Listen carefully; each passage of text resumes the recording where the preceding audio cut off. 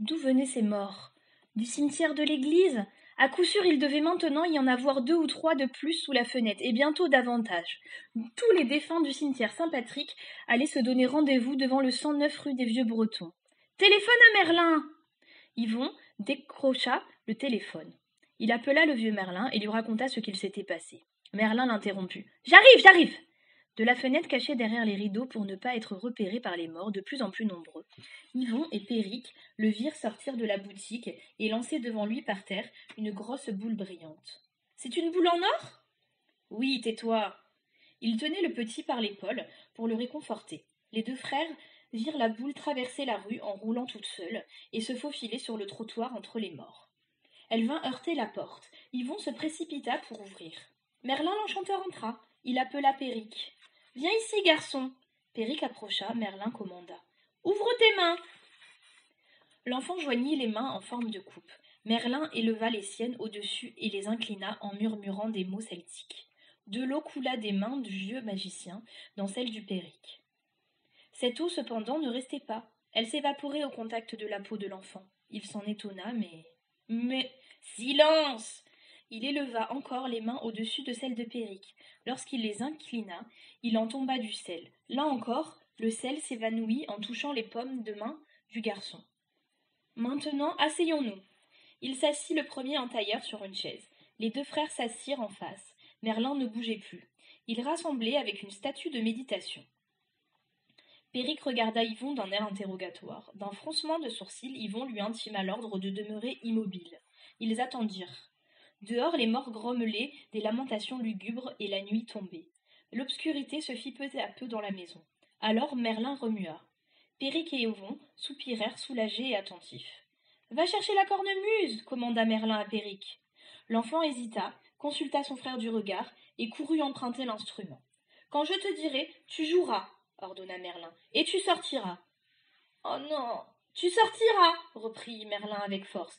« Tu marcheras jusqu'au cimetière, ma boule roulera devant toi, tu n'auras qu'à la suivre. »« Mais non, j'ai peur !»« Tu marcheras jusqu'au cimetière et tu y entreras à minuit. Pitié, pitié !» Les morts te suivront, ils entreront dans les tombes, alors seulement tu cesseras de jouer.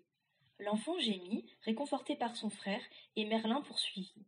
Avant de regagner sa tombe, chaque mort te remettra une pièce pour paiement de ta musique, et toi tu la recevras sans un mot. En retour, tu lui donneras un peu d'eau et de sel que je t'ai remis. Les morts se recoucheront en paix, et les tombes se refermeront. Mais toi, tu auras vieilli, d'autant d'années que tu auras reçu de piécettes.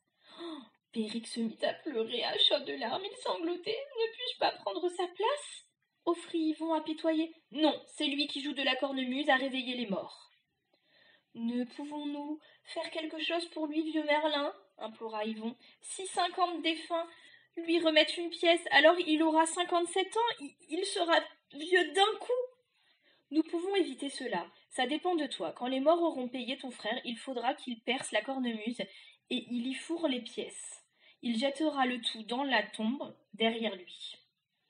Ton instrument sera perdu. Mais ça, je m'en moque. Sauvons mon petit frère. Au loin, le clocher de Saint-Patrick tinta le quart d'heure avant minuit. Merlin se leva et lança sa boule par terre.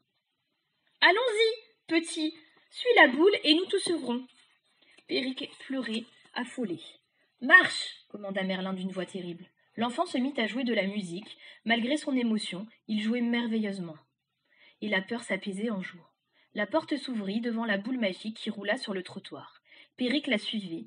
Une petite foule de morts hideux se dandinait devant l'immeuble. Ils poussaient des plaintes lugubres pour accompagner la musique. Péric hésita. « Marche et joue !» La boule partit sur le trottoir. Péric la suivait. Il n'osait pas regarder derrière lui, mais il savait qu'un étrange cortège en habillons se balançait en gémissant sur les talons. Ils parvinrent au cimetière. Il était minuit. Le portail de fer s'ouvrit en grinçant, tandis que les cloches égrenaient les 12 coups. Alors Péric cessa de jouer et les morts de gémir. Ils s'approchèrent de l'enfant, l'un derrière l'autre, et lui remirent leurs pièces, ainsi que l'avait prédit Merlin. En réponse, Péric élevait ses mains au-dessus de leurs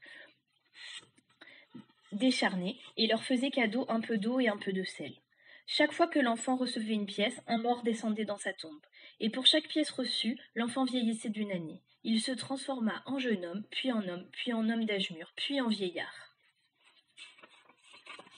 Au dernier cadeau, il avait 80 pièces. Il avait 87 ans. Il vacillait sur ses jambes, mais il ramassa la cornemuse, en perça la besace, y jeta les pièces et s'en débarrassa dans la dernière tombe. Elle se referma sur le dernier mort et sur l'instrument. Merlin murmura. Qu'est-ce qui fut que soit, que ce qui est soit plus, que ce qui sera referme la boucle. Alors on n'entendit plus que le son des cloches de l'église qui s'éteignait. Péric épuisé se laissa tomber par terre. Yvon courut le soutenir. Le petit vieillard rajeunissait à vue d'œil, devenait homme, puis jeune homme, et enfin garçonnet. Et Yvon pleurait et riait en serrant son petit frère dans ses bras. Péric se releva. Ta cornemuse est perdue par ma faute. J'en achèterai une autre, dit Yvon. Non, déclara Merlin, c'est Péric qui doit la payer. Je lui en vendrai une, 87 €. Ainsi veut la loi. Et c'est ce que je ferai. Bien. Sa boule repartit et la suivit dans son magasin de farce et attrape. Les deux jeunes frères revinrent, bras dessus bras dessous, heureux de s'être enfin tirés d'affaire à si bon compte. Si vous rencontrez un Morgane, ne lui parlez pas.